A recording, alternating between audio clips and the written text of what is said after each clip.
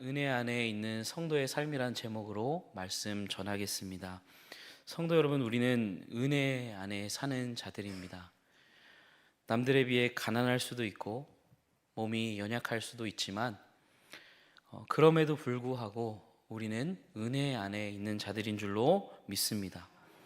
바울은 로마서 5장 2절에서 이렇게 말합니다. 또한 그로 말미암아 우리가 믿음으로 서 있는 이 은혜에 들어감을 얻었으며 하나님의 영광을 바라고 즐거워하느니라. 아멘. 여러분, 무슨 말입니까? 성도는 은혜라는 자리에 들어가 있고 그 은혜의 자리에 서 있는 자들이라고 말씀하고 있습니다. 은혜에 들어가야 한다는 것이 아니고요, 우리는 믿음으로 말미암아 이 은혜에 들어감을 얻은 자들입니다. 우리는 은혜의 자리에 서 있는 자들이에요. 은혜라는 자리에 믿음으로 들어가 그 자리에 서 있는 것이 바로 성도들입니다. 우리는 은혜 안에 있어요. 그런데 은혜 안에 있으면서도 은혜를 망각하며 살아갈 때가 너무나 많습니다. 은혜를 기억하고 그 받은 은혜에 감사하고, 그래 나는 은혜 받은 자야, 하나님께 감사하고 또 그 은혜에 합당한 삶을 살아가야 하는데 은혜를 다 잊어버리고 마치 어떤 은혜도 받지 않은 자처럼 살아갈 때가 많이 있다는 거죠. 오늘 말씀을 통해 우리가 주님의 은혜 안에 있다는 사실을 다시 한번 기억하고 그 은혜에 합당한 삶을 살아가는 은혜가 우리 모두에게 있기를 주님의 이름으로 축원드립니다. 오늘 말씀을 보시면 이 사울을 피해 다니던 다윗, 광야에서 계속 쫓겨다녔잖아요. 결국에 이 다윗이 어떻게 하냐면 블레셋으로 망명을 가게 됩니다. 사울이 쫓아오지 못하도록 블레셋으로 가버리죠. 그리고 이 가드의 왕 아기스에게로 나아갑니다. 이 가드 왕 아기스에게 나가서 아기스의 총애를 얻어요. 신임을 얻습니다. 그래서 이 아기스가 시글락이라는 한 성읍을 주어서 다윗과 그의 가족, 그리고 그와 함께 온 600명의 사람들과 그 가족들이 살게 해 줍니다. 그러던 중에 이 블레셋과 이스라엘 사이에 전투가 벌어지게 됩니다. 이 전투가 사울 왕이 전사하게 되는 마지막 전투거든요. 이 전투가 벌어지게 돼요. 그래서 이 블레셋 군대가 아벡이라는 곳에 진을 치게 되는데, 이 다윗과 그의 사람들도 지금 어디에 있어요? 블레셋 소속이잖아요. 그래서 어쩔 수 없이 이 자기의 동족 이스라엘과 싸우기 위하여 이 블레셋과 함께 아벡에 진을 치게 됩니다. 가족들은 시글락이라는 성읍에 남겨둔 채 이 다윗과 600명의 군인들은 블레셋 편에 서서 싸우기 위해 아벡에 진을 치게 되는 것이죠. 여러분, 과연 어떻게 됐을까요? 다윗은 깊은 고민에 빠졌을 겁니다. 블레셋 편에 서서 전장에 나가긴 했지만 이 다윗이 누구예요? 하나님께서 기름 부어 세운 왕이에요. 자신도 그것을 알고 있습니다. 장차 어느 때인지는 모르겠지만 이스라엘의 왕이 될 것을 알고 있는 사람이에요. 그런 사람이 과연 동족과 싸울 수 있을까요? 아무리 사울이 미워도 동족 이스라엘과는 싸울 수 없는 노릇입니다. 그렇다고 이 돌아서서 이스라엘 편에 서서 블레셋을 배신하고 싸우려고 생각해 봤더니 시글락에 가족들을 남기고 왔어요. 이럴 수도 없고 저럴 수도 없는 진퇴양난의 상황에, 난감한 상황에 처하게 된 것입니다. 다행히도 이 하나님의 은혜로 그런 일이 일어나지 않게 되죠. 이 아기스는 다윗을 신뢰했지만 다른 블레셋의 방백들이 다윗을 불신해요. 저 사람 골리앗을 죽인 사람이잖아. 언제 돌아서서 우리를 배반할 줄 알고. 안 됩니다. 우리와 함께 전장에 나갈 수 없습니다. 당장 다윗과 사람들을 돌려보내십시오. 아기스에게 이렇게 건의를 해가지고요. 다행히도 다윗은 안도의 한숨을 내쉬며 그들의 가족이 머물고 있는 시글락으로 돌아오게 됩니다. 지도 화면 한번 보여주시면은요, 이 블레셋과 다윗의 군대가 진을 쳤던 곳이 제일 위쪽에 보이는 아벡이라는 곳입니다. 그리고 시글락은 저기 중간에 위치한 성읍이죠. 그래서 아벡에서 시글락까지의 거리는 약 90km 정도 되는, 여기 익산에서 한 순창 정도, 그 정도 되는 거리입니다. 30장 1절, 사무엘상 30장 1절에 의하면 그들이 3일 동안 행군하여서 3일간 걸어서 가족들이 있는 이 아벡에서 시글락에 도착하게 되었다고 이야기를 합니다. 그런데 이게 무슨 일인가요? 도착하니까 눈앞에 아주 처참한 광경이 펼쳐져 있는 거예요. 사무엘상 30장 1절로 2절입니다. 다윗과 그의 사람들이 사흘 만에 시글락에 이른 때에 아말렉 사람들이 이미 네겝과 시글락을 침노하였는데 그들이 시글락을 쳐서 불사르고 거기에 있는 젊거나 늙은 여인들은 한 사람도 죽이지 아니하고 다 사로잡아 끌고 자기 길을 갔더라. 여러분, 다행히 이스라엘과 싸우지 않아도 되는 그 안도의 한숨을 내쉬며 돌아왔는데 눈앞에 처참한 광경이 있어요. 시글락이 다 불타버렸고 그들의 살던 집의 터전이 황폐해졌고 그들의 가족들이 다 사로잡혀 간 거예요. 요즘 고려 거란 전쟁이라는 역사 드라마가 있는데요. 배울 게 참 생각할 게 많더라고요. 거기 보면 이제 거란군이 개경에 이제 침입을 해오게 되는데 당시 고려의 왕이었던 현종이 이제 잡히지 않기 위해서, 이 황제가 잡히면 게임이 끝나니까 몽진을 떠나게 됩니다. 그래서 여기저기 피해 다니게 되는데요. 이 황제를 못 잡으니까 거란이 계속 이 개경에 있다가 결국에는 이제 어쩔 수 없이 철군을 해야 되는 상황이 됩니다. 그래서 이제 이 거란군이 철군하면서 어떻게 하냐면 개경을 다 불태워버려요. 왕궁과 뭐 개경을 불태우고 포로들을 사로잡고 이제 본국으로 돌아가게 되는데 이 몽진을 마치고 돌아온 현종이 이 황폐해진 개경을 바라보면서 눈물을 흘리는 장면이 드라마에 나옵니다. 오늘 본문에서 다윗과 그와 함께 돌아온 600명의 사람들이 마주했던 광경이 그와 같지 않았을까 한번 생각이 나더라고요. 동족과 싸워야 하는 위기는 간신히 모면했는데 돌아와 보니까 살던 곳은 다 쑥대밭이 되어 있고 아내와 자녀들과 모든 가족들이 사로잡혀가 있는 거죠. 사람들이 다윗을 죽이려고 하죠. 모든 책임을 다윗에게 막 떠넘기고 죽이려고 했는데 다윗이 하나님을 힘입어 이 위기를 모면하고 넘어가게 됩니다. 다윗이 이 상황을 어떻게 헤쳐나가야 할지를 하나님께 묻습니다. 사무엘상 30장 8절입니다. 우리 같이 한번 읽어보겠습니다. 시작. 다윗이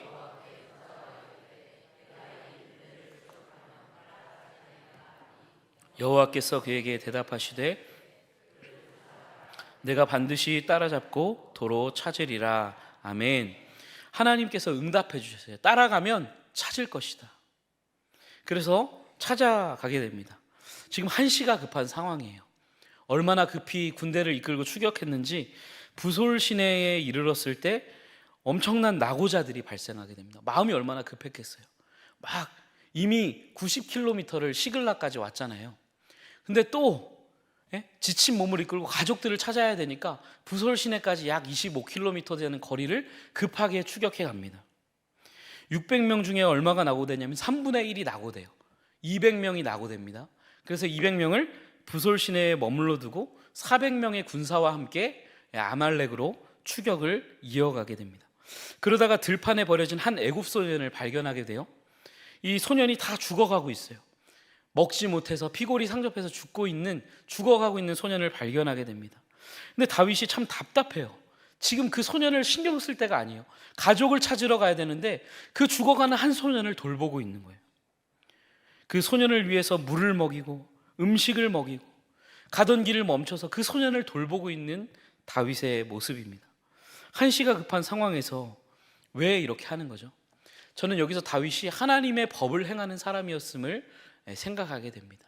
하나님의 율법에, 하나님의 그 말씀에 고아와 과부와 나그네를 돌보라고 하신 그 하나님의 그 율법의 정신을 따라 죽어가고 있는 한 소년을 지나치지 못하고 그에게 먹을 것을 주고 정성껏 돌봐주는 다윗의 모습을 엿볼 수가 있어요. 그런데 이 다윗이 정성껏 돌봐줬던 소년이 정신을 차려서 보니까 이 소년이 누구냐면 아말렉, 지금 다윗의 가족들을 사로잡고 떠나갔던 그 아말렉 군인의 군사들의 종이었어요. 병들어서 버리고 간 종이었던 겁니다. 여러분, 그래서 이 소년이 정신을 차린 뒤에 어떤 역할을 하게 돼요? 그 아말렉 군사가 어디에 있는지 그 진영까지 인도하는 길잡이 역할을 하게 됩니다. 여러분, 여기에서 우리는 무엇을 보게 됩니까? 하나님의 손길을 보게 되는 거죠. 뒤에서 이 모든 상황을 주관하시고 섭리하고 계신 하나님의 손길을 보게 됩니다. 여러분, 사무엘상 30장 13절에 보면 이 소년이 언제 병이 들었다고 나와 있나요? 사흘 전에 병이 들었다고 이야기하죠. 3일 전에 병이 들어서 주인으로부터 버림을 받았어요. 근데 여기 3일 전이 언제인가요? 3일 전이 언제예요? 다윗이 아벡에서 시글락을 향하여 출발했을 바로 그때와 정확히 일치합니다. 다윗은 꿈도 꾸지 못했어요. 우리 가족이 사로잡혀 갔을 것이라고 꿈도 꾸지 못했을 바로 그때, 고향을 향해 출발하고 있을 바로 그때에 하나님께서는 한 소년이 병에 들게 하시고 그가 버려지게 하시고 또 다윗이 그 길에 그를 만나게 하심으로 아말렉을 추격할 수 있는 길을 하나님께서 섭리 가운데 준비하고 계셨던 겁니다. 여러분, 이 모든 것이 하나님의 은혜요, 섭리의 역사였던 거예요. 지도 이제 그만 보여주셔도 될 것 같습니다. 네, 이와 같은 하나님의 은혜가 다윗의 삶을 두르고 있었어요. 하나님의 보이지 않는 은혜의 손길이 있었던 거죠. 여러분, 이런 은혜가 우리의 삶 가운데도 있는 줄로 믿습니다. 여러분, 우리는 은혜 안에 사는 자들이에요. 보이지 않는 하나님의 손길이 우리의 삶을 이끌고 계시고 우리의 모든 것들을 합력하여 선을 이루게 하시는 하나님의 손 안에 우리가 있음을 믿으시기를 바랍니다. 결국 이 하나님의 은혜로요, 소년을 만나게 된 다윗은 아말렉의 진영에 정확히 이르게 되고요, 또 전투 가운데 승리했고 또 한 명도 가족들을 잃어버리지 않고 소유도 잃지 않고 가족도 잃지 않고 모든 것들을 되찾아 돌아오게 됩니다. 그렇게 모든 것을 되찾은 다윗이 이제 아까 보였던 그 낙오했던 사람들이 머물러 있는 부솔 시내에 이르게 되는데요, 다윗과 그 모든 400명의 사람들이 가족들을 이끌고 그 부솔 시내에 이르렀을 때 그 남아있던 낙오자들이 다윗을 맞이하기 위해, 영접하기 위해 나아옵니다. 여러분, 이 낙오했던 사람들의 마음이 어땠을까요? 미안했을 것 같아요. 같이 가고 싶은데 못 따라갔잖아요. 낙오됐잖아요. 근데 저기 멀리서 가족들이 와요. 안도감이 드는 한편에 또 한편으로 먼 길을 가서 목숨을 걸고 싸워서 가족들을 되찾아오고 재산을 되찾아온 그들에 대한 미안함, 고마움이 교차했을 것 같습니다. 이때 다윗이 어떻게 합니까? 21절 말씀입니다. 우리 한번 같이 볼까요? 30장 21절입니다. 다윗이 전에 피곤하여 능히 자기를 따르지 못함으로 부솔 시내에 머물게 한 200명에게 오매 그들이 다윗과 그와 함께한 백성을 영접하러 나오는지라 다윗이 그 백성에게 이르러 문안하매. 여러분, 다윗이 그들에게 와서 뭘 했다고요? 문안했대요. 너희 왜 이렇게 여기 처져 있어서 우리만 고생하게 만들었어? 꾸짖는 것이 아니고 문안했대요. 안부를 물었대요. 여러분, 괜찮으십니까? 이곳에 머무는 동안 별일 없으셨습니까? 문안했다는 거죠. 굉장히 따뜻하지 않나요? 멋있지 않나요? 그때 다윗이 이렇게 문안할 때 다윗과 함께 갔던 자들 중에서 어떤 불량한 사람들이 이렇게 말했다고 합니다. 우리 22절 말씀도 같이 한번 읽어보도록 하겠습니다. 시작.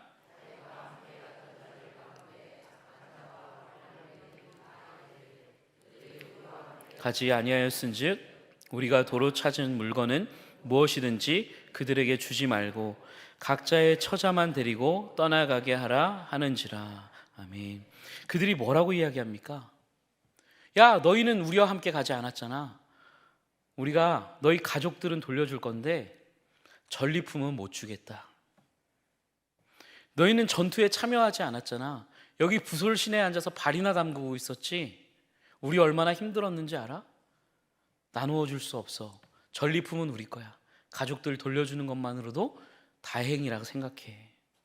이렇게 이야기하는 거예요. 여러분, 이거는요, 당시 사회의 통념에 당연한 거였어요. 당연한 거. 일반적인 관습이었다고 이야기합니다. 여러분, 충분히 할 수 있는 말이기도 했어요. 이미 아벡에서 시글락까지 90km를 왔고 거기서 또 부솔 시내까지 25km를 갔습니다. 또 부솔 시내에서 그들은 낙오했지만 이들은 어떻게 했어요? 끝까지 아말렉 진영까지 수십 킬로미터를 쫓아가서 싸웠어요. 근데 이 싸운 시간이 17절에 보면 이렇게 되어 있습니다. 다윗이 새벽부터 이튿날 저물 때까지 그들을 치매. 이 전투 시간이 얼마나 되냐면요, 새벽 6시라고 쳤을 때 그 이튿날 저녁까지라고 하면 36시간을 싸운 거예요. 지친 몸을 이끌고 가서 지금 뭐 수십 킬로를 더 쫓아가서 지치고 막 다리도 무거운데 잠도 못 자고 36시간 동안 아말렉과 싸웠다고요. 충분히 자기들의 공을 드러낼 만하지 않습니까? 우리가 이렇게 했는데, 우리가 이렇게까지 싸웠는데, 목숨 걸고 싸웠는데 전리품은 우리께 돼야죠.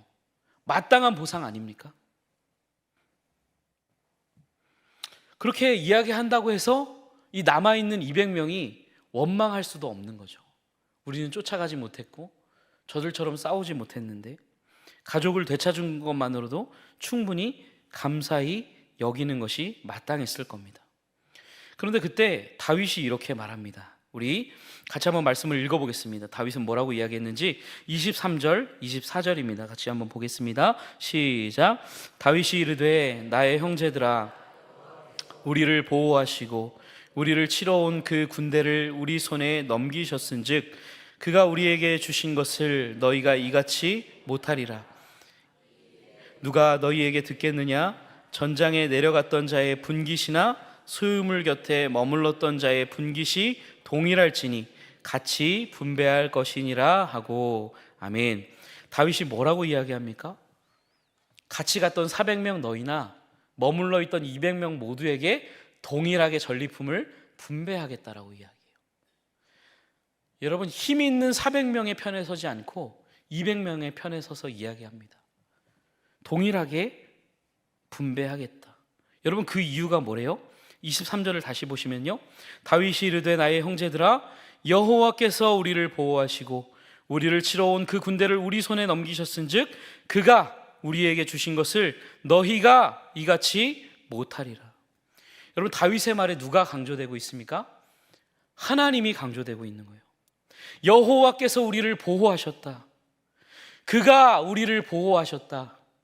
그가 그 군대를 우리 손에 넘기셨고 그가 그 전리품을 우리에게 주셨으니 너희가 이처럼 할 수 없다. 다 동일하게 분배하겠다. 여러분, 하나님이 하셨다는 고백이에요. 다윗의 고백에는 하나님이 하셨다라고 고백하고 있어요. 여러분, 우리가 말씀을 한번 볼까요? 20절 말씀에 보면요, 그들이 전리품을 찾아오면서 뭐라고 합니까? 이는 다윗의 전리품이라 하였더라. 다윗의 전리품이라. 다윗과 함께 나가서 우리가 얻은 다윗의 전리품이라. 근데 다윗은 뭐라고 이야기해요? 아니다, 하나님이 주신 거다. 하나님이 우리를 지키셨고 하나님이 우리를 보호하셨고 하나님이 우리에게 주신 하나님의 전리품이라고 이야기하고 있는 거죠. 하나님 은혜였다. 너희가 힘든 전투를 치른 거 알아. 지친 몸을 이끌고 목숨을 걸고 36시간 동안 싸운 거 알아. 그렇지만 이 모든 것을 얻게 하신 건 하나님의 은혜라고 다윗은 이야기하고 있는 거예요. 여러분, 이 악한 사람들의 눈에는 하나님의 은혜가 보이지 않았어요. 오롯이 자신들이 한 일이었죠. 너희는 이곳에 머물러 있었지만 우린 나가 싸웠어. 우리가 했어. 우리가 찾아왔어. 우리 거야. 그들의 눈에는 하나님의 은혜가 보이지 않았어요. 여러분, 오늘 본문에 나오는 이 사람들 같이 우리도 하나님의 은혜를 망각할 때가 있지는 않습니까? 우리가 구원받은 것이 하나님 은혜이고 오늘을 살아가는 것이, 우리가 섬길 수 있는 것이 하나님의 은혜임에도 불구하고 하나님의 은혜를 잊고 살아갈 때가 얼마나 많습니까? 여러분, 하나님의 은혜를 망각하면 어떤 현상이 나타나냐면요, 첫 번째로 하나님이 아닌 자신을 드러내게 되어 있습니다. 하나님 은혜를 망각하면 하나님을 자랑하는 것이 아니라 자신을 자랑하게 되어 있어요. 저번에 제가 최근에 설교하면서 이 우즈베키스탄으로 단기 선교를 다녀왔던 이야기를 한번 드린 적이 있는데요, 그때 제가 23살이었거든요. 23살 젊은 청년이 현지에 가서 선교사님의 도움 없이 친구들과 함께 현지에 가서 현지인의 집에서 먹고 자고 하루를 지내고 수십 킬로, 수백 킬로 떨어진 곳에 가서 지내고 다시 베이스 캠프로 돌아오는 그런 미션이었는데, 여러 조들이 다 다녔을 거 아니에요. 그리고 나서 그 다음날 모였습니다. 그런데 우리가 막 서로 막 이야기를 막 무용담처럼 늘어놓는 거예요. 한 조는 막 강도를 만난 사람들도 있었거든요. 강도 만나서 카메라를 빼앗겼지만 손이 찢어지고 카메라를 빼앗겼지만 무사히 돌아왔다. 내가 막 이렇게 그런 것들을 막 자랑하고, 저희도 막 질 수 없죠. 우리는 막 갔는데 현지인 만났다. 현지인 만나봤는데 현지인이 한국말을 하더라. 현지인 집에서 먹고 자고 그 사람이 막 관광까지 시켜줬다 막 자랑했거든요. 근데 우리를 지도해줬던 선배, 당시에 선배 목사님이 저희에게 그렇게 이야기를 하시더라고요. 야, 왜 너희들 왜 뭐 이렇게 그런 막 자랑하는 이야기만 하냐고 막 오히려 꾸짖으시는 거예요. 그 순간 아차 싶더라고요. 아, 참 우리가 이렇게 그곳에 가서 강도를 만났음에도 불구하고 안전히 돌아올 수 있었던 것이 하나님의 은혜인데 우리가 우리만 자랑했구나. 우리가 그 낯선 땅에 가서 하나님의 또 손길 가운데 그 낯선 땅에서 한국말을 하는 현지인을 만났는데 하나님의 은혜였는데 우리가 우리의 무용담처럼 자랑하고 있었구나. 여러분, 하나님 은혜를 망각하면 우리는 자기 자신을 드러내게 되어 있습니다. 여러분, 감사하게도 어제 이 자리에 찬양의 밤이 열렸었거든요. 걱정했는데 이 2층 자리가 가득 찰 정도로 많은 사람들이 왔습니다. 우리 중고등부 아이들이 너무나 열심히 준비했고요. 찬양의 열기가 정말 뜨거웠어요.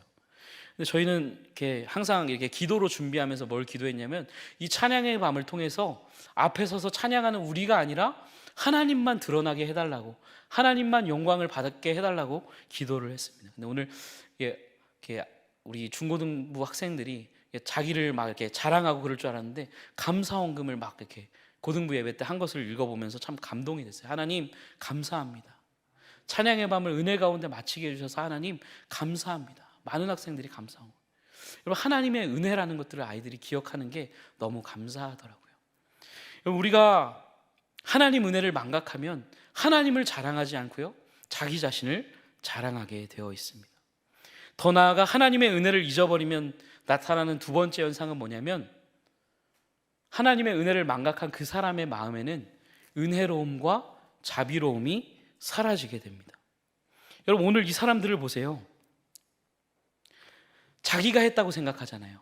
하나님 은혜가 아니라 내 힘으로 찾아왔다고 생각하니까 어때요? 마음이 좁아져요. 은혜로움이 없어요. 여기 낙오하고 있었던 그 사람들에 대한 자비로움, 은혜로움이 사라져요.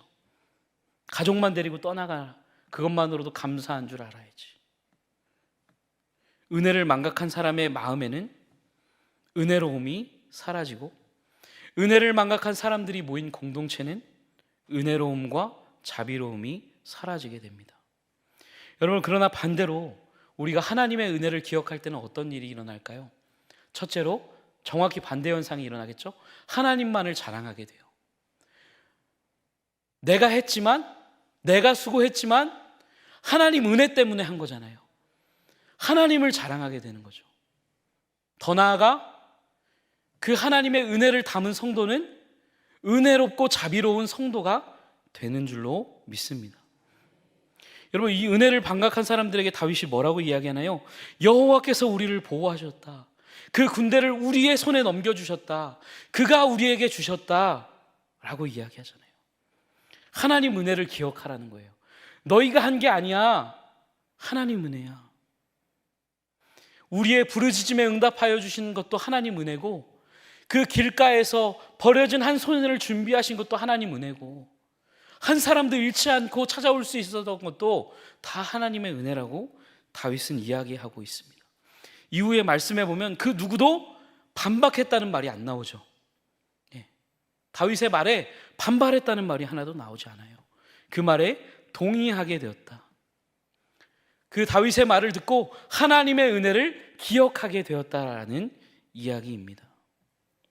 여러분, 하나님의 은혜를 기억한 공동체는 은혜롭고 자비로운 공동체가 되는 거예요. 25절 말씀해 보면 더 나아가 다윗은 이것을 나라의 법으로 지정하기까지 합니다. 우리 25절 함께 읽어보겠습니다. 시작.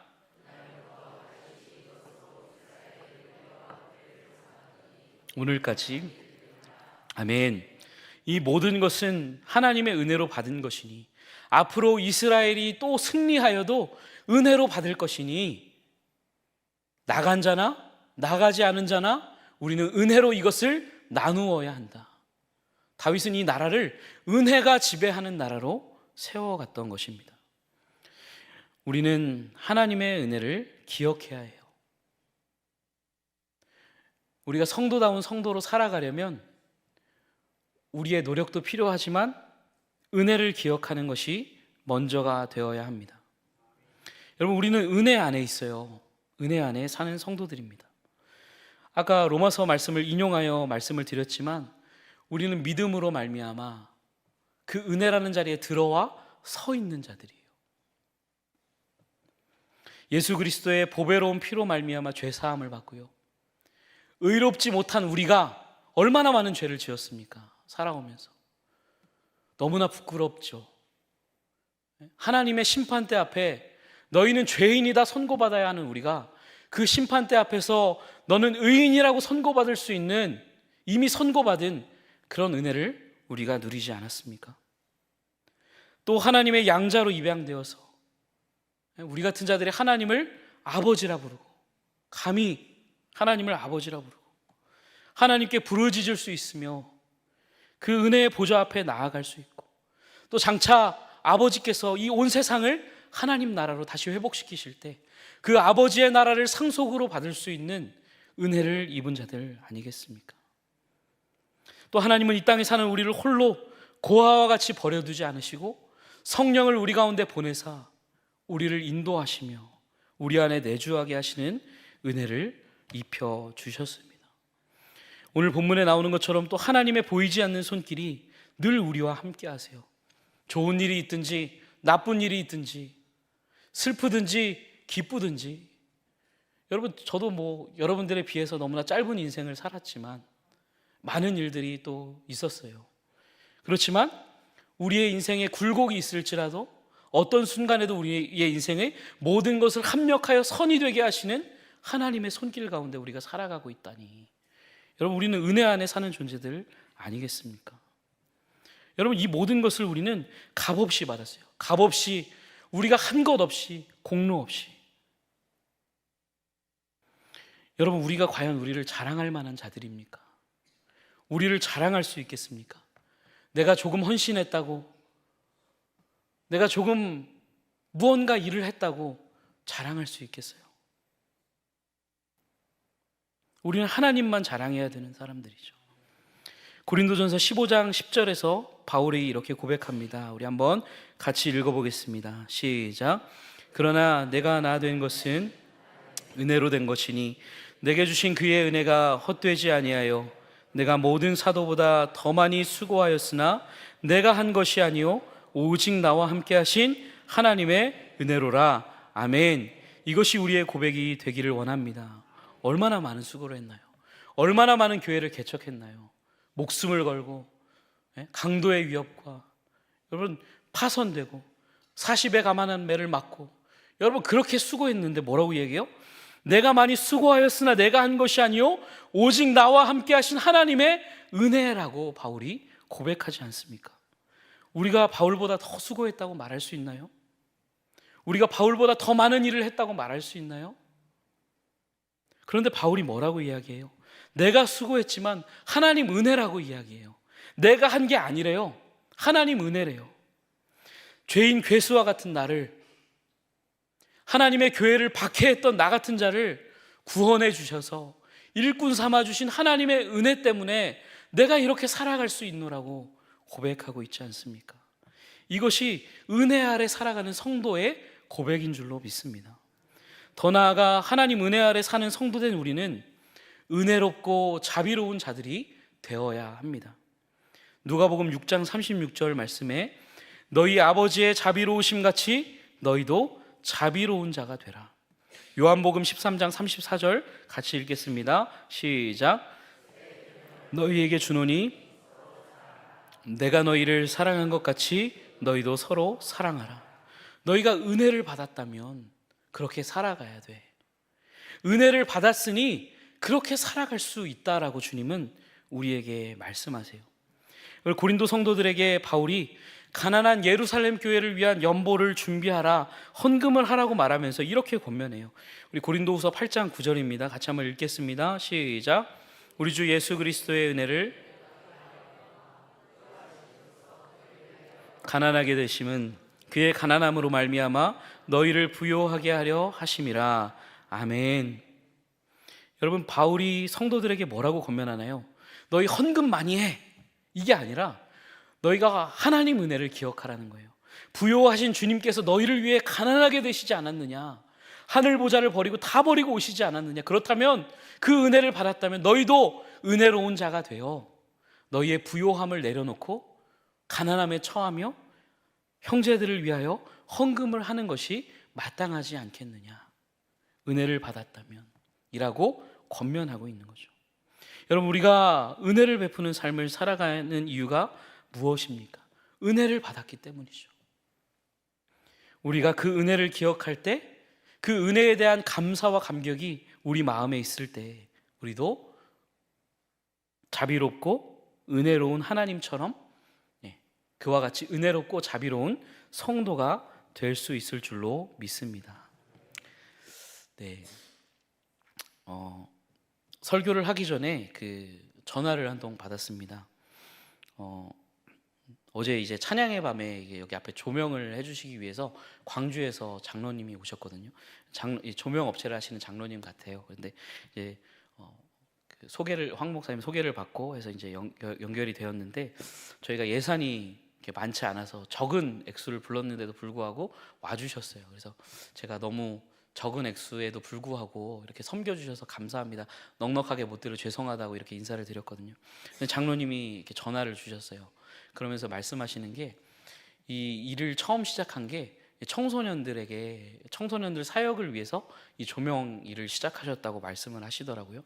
그래서 제가 많이 못 드려서 죄송합니다 그랬더니 장로님 하시는 말씀이 괜찮대요. 괜찮다고 하시면서 뭐라고 말씀하시냐면 이 여러 군데를 다녀봤지만 익산에 이런 바람이 있다는 게 너무나 놀랍고 본인도 좋았다고 하면서 저에게 하시는 말씀이 청소년들을 한번 목사님 우리 한번 살려봅시다 이렇게 말씀하시더라고요. 그분의 말씀에 저도 아멘 하면서 너무 감동이 된다라고 이렇게 이야기를 했거든요. 많은 액수를 드리지 않았고요. 아침에 왔어요. 아침에부터 광주에서 떠나오셔서 무거운 장비들 설치하시고 하루 종일 아이들 연습할 때 옆에서 계속 같이 맞춰보시고 밤 늦게 11시 넘어서 정리하시고 광주로 내려가셨거든요. 많이 못 드렸거든요. 근데 그렇게 말씀하시면서 되게 감동이 됐거든요. 그래서 이분이 하나님의 은혜 가운데 이런 일들을 감당하고 계시는구나. 마음이 참 감동이 되었습니다. 여러분, 은혜를 아는 성도는 은혜롭고 자비로운 자가 되어야 할 줄로 믿습니다. 그럼 말씀을 정리하겠습니다. 다윗이 이와 같이 은혜로운 사람이 되며 또 그 나라를, 이스라엘 나라를 은혜가 지배하는 나라로 만들 수 있었던 것은 그가 하나님의 은혜 안에 있음을 아는 사람이었기 때문입니다. 여러분, 우리도 하나님의 은혜를 잊지 말고 기억하실 수 있기를 바랍니다.